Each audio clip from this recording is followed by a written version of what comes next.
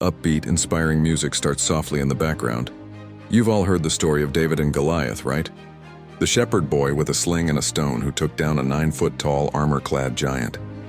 It's a great story, but what if I told you that story is happening right now all around us? What if I told you that you could be David? Let me tell you about a different David. Not a shepherd, but a young software developer. He was brilliant, passionate, but he worked at a massive, soul-crushing tech corporation.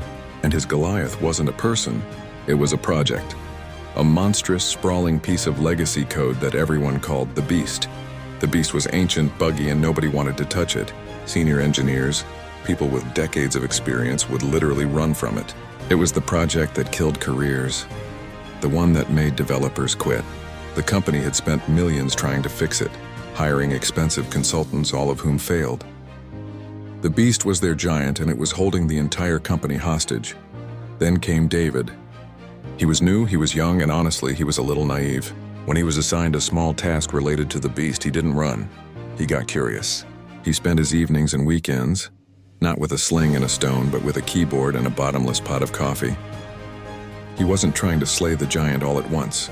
He was just trying to understand it. He started small. He found one tiny broken part and fixed it. Just one stone, then another, and another.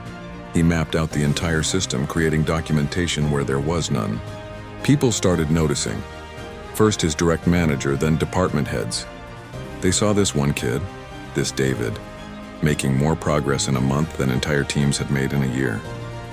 The twist? David's secret weapon wasn't just his skill. It was his faith. Not in some higher power necessarily, but faith in himself. Faith that a big problem is just a collection of small problems, and his courage?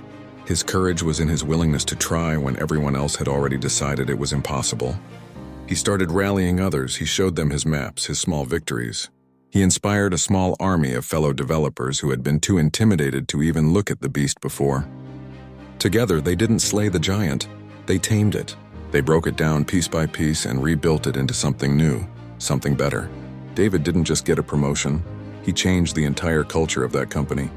So what's your giant? Is it a dead-end job? A personal project that feels too big? A fear that's holding you back? Don't look at the size of the giant. Look for the small stones you have in your pocket. Your skills, your passion, your stubborn refusal to give up. Have the courage to take that first shot. Have the faith that even a small stone aimed at the right spot can change everything. Your giant is waiting. What are you going to do about it?